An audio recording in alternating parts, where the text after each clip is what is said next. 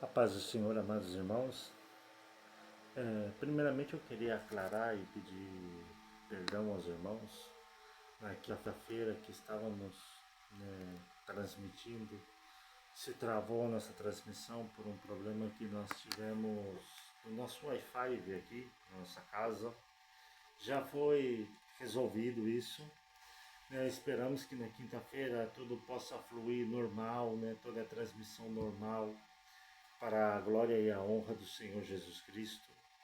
E peço perdão aos irmãos pelo que aconteceu nesta semana. Amém?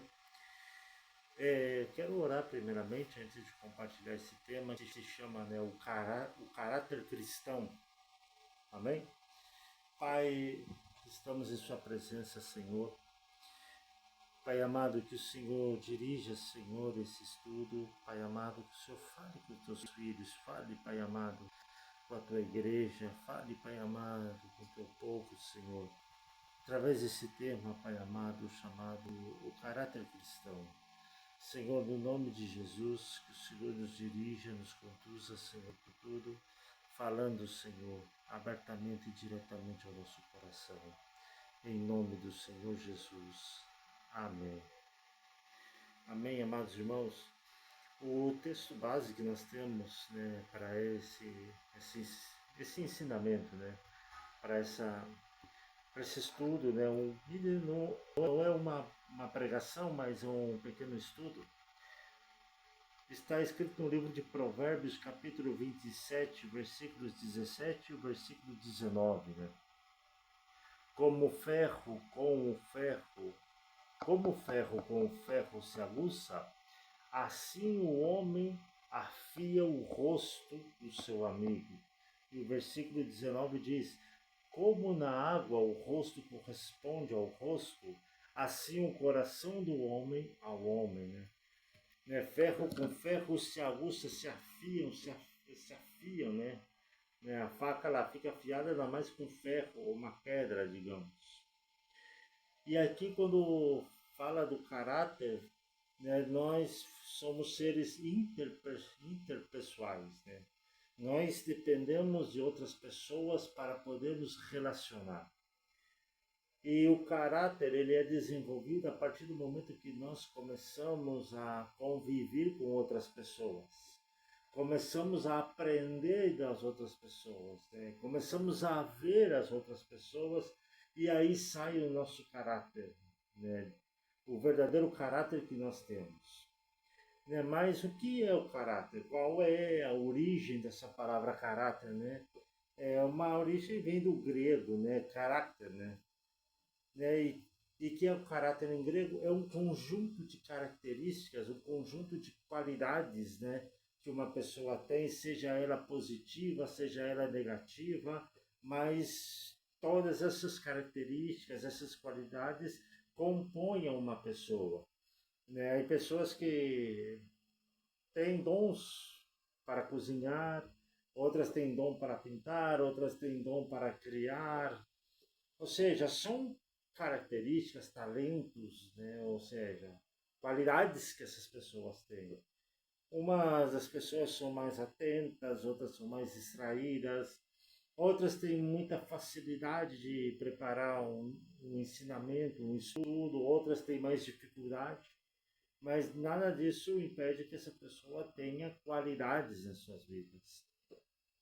E só que o caráter, ele também inclui os temperamentos, São 4 tipos de temperamentos que existe e uma pessoa sempre vai sobressair 1 ou 2 temperamentos, Nós temos o temperamento melancólico, quando a pessoa anda tem muita ansiedade, é muito perfeccionista, quer as coisas com perfeição, se não faz, ela se queda ansiosa, preocupada, é uma pessoa preocupona, na verdade uma pessoa melancólica. Temos também o temperamento sanguíneo, a pessoa Sanguíneo vem da palavra sangues, né? Sangue. Né? Temos sanguíneo, dois exemplos na Bíblia, Davi e Pedro, né? Davi, quando foi guerrear contra Golias, né? E respondeu Golias, tudo, e com uma pedra matou o gigante filisteu. E Pedro, né? Pedro que era mais arriscado, gostava de atrever-se a ir mais além. Temos o colérico, né? O colérico vem do latim coléricos, né? Ou do grego cholérico, né? Uma pessoa llena de cólera, uma pessoa facilmente guarda rancor, guarda ira. É uma pessoa que vai guardando e chega um momento que explode a pessoa, né?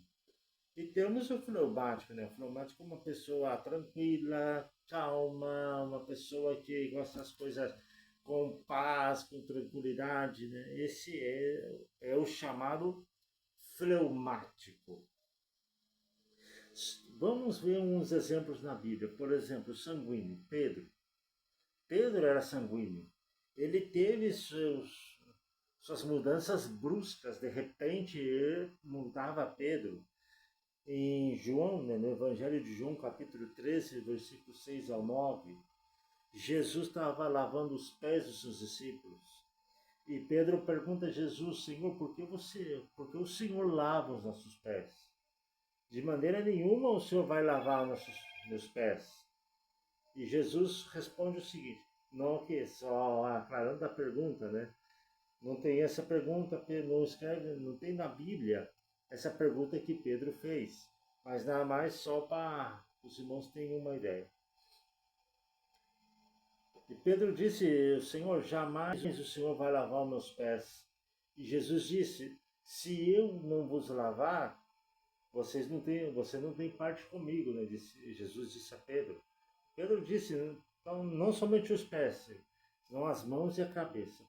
Primeiro, Pedro não queria que Jesus lavasse os seus pés. E depois, em segundo lugar, Pedro queria que Jesus lavasse não somente os pés, senão as mãos e a cabeça. Né? E Jesus disse que o que já está limpo não necessita ser limpado. Também prometia e não cumpria, né? Em Lucas capítulo 22, 31 a 34, né? Jesus repreende a Pedro, né? Jesus disse o seguinte, né? Simão, Simão, eis que o diabo pediu para circuncidar, ou seja, cirandá-lo. Vou buscar a palavra correta aqui. É um tempo que Satanás pediu a vida de Pedro para poder cirandá-lo, né, para poder pôr a Pedro, né, em uma prova. Está lá em Lucas capítulo 22, 31. Né? Vamos ver. Disse também o Senhor: Simão, Simão, eis que Satanás vos pediu para vos cirandar como trigo. E aqui vemos que Jesus intercedeu por Pedro, né? Porque Jesus disse: mas eu roguei por ti, para que a tua fé não desfaleça, e tu, quando te converteres, confirma teus irmãos. E olha o que Pedro disse. E ele lhe disse: Senhor, estou pronto a ir contigo até a prisão e a morte. Mas ele disse, mas Jesus respondeu, né, dizendo a Pedro o seguinte: digo-te, Pedro, que não cantará hoje o galo antes que me negue 3 vezes, antes que 3 vezes negues que me conhece. E aí o que aconteceu quando Jesus estava diante do concílio, já havia sido condenado à morte, né? As pessoas diziam, ele estava com Jesus. Ele estava com Jesus. E que Pedro disse: eu não conheço esse homem. É lá em Lucas 22, 54 a 62. Eu não conheço, eu não sei de que vocês falam, né, desse homem. Mas também Pedro era muito atrevido. Né? Quando Jesus veio caminhando sobre as águas, né, quando Pedro viu Jesus disse, não temas, não tenho medo, né? Sou eu.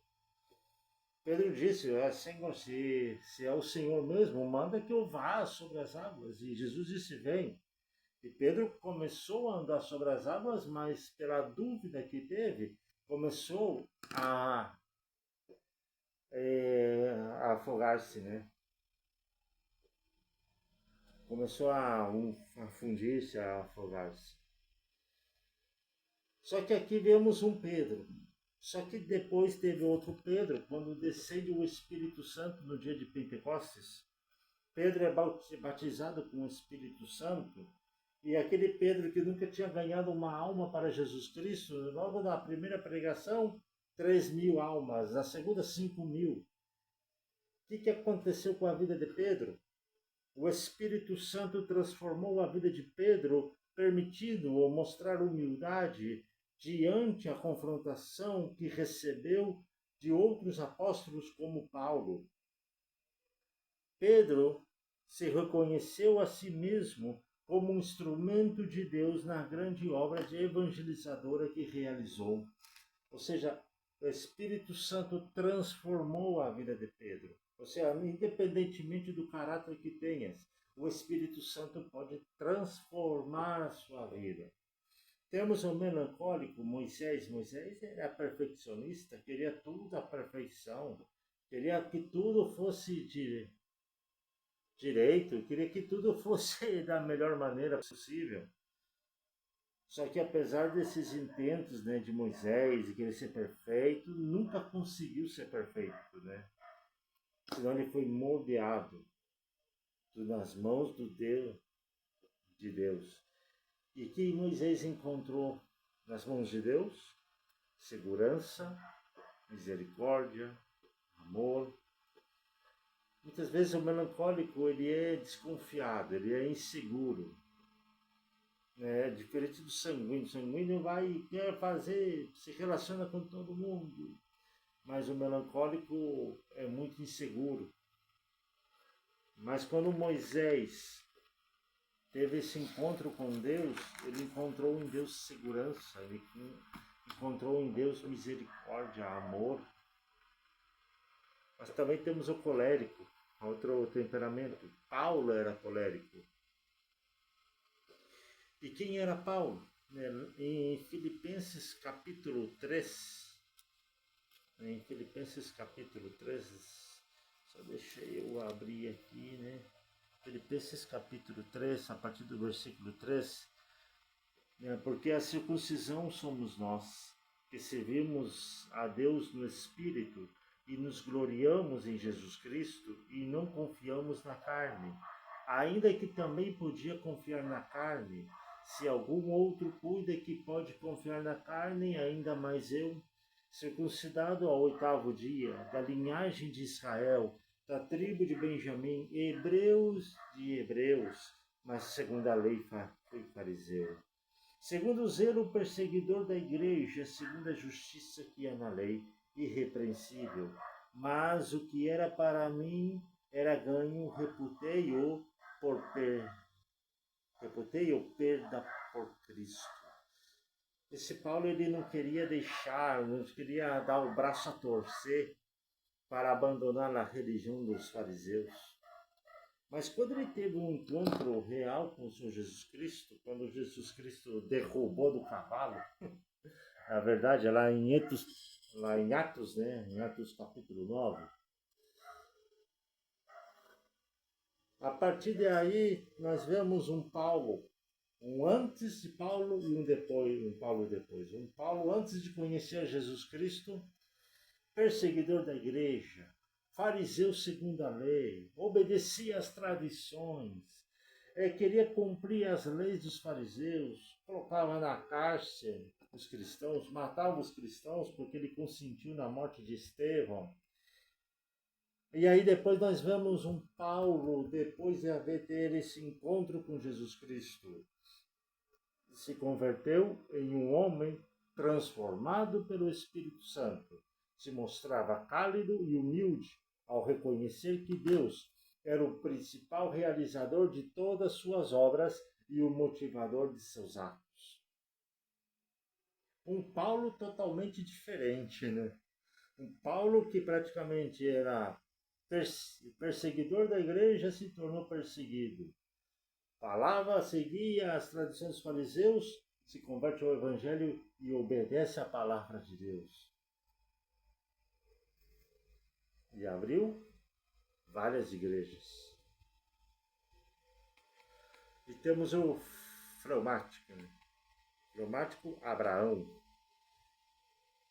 Muitos chamam nós, né, até a palavra do Senhor fala Abraão, pai da fé. Às vezes dizemos Abraão, pai da fé, mas esquecemos que ele foi fleumático.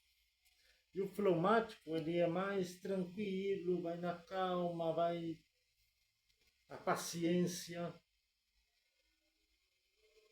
Só que Deus o chamou uma vez que ele deixasse sua parentela, deixasse a sua família e fosse uma terra que Deus ainda o ia mostrar. Hoje vemos a terra, o país de Israel, a nação de Israel, que agora se enfrenta esses problemas de guerras. E é algo que nós temos que estar atentos, por quê? Porque Jesus disse, se vocês verem Israel envolto com guerras, que é o que está acontecendo hoje, é que está próxima à vinda do Senhor Jesus Cristo. Agora voltando a Abraão. Abraão, ele passou por prova, sim. Deus pediu seu único filho Isaac, que ele oferecesse a Isaac como sacrifício.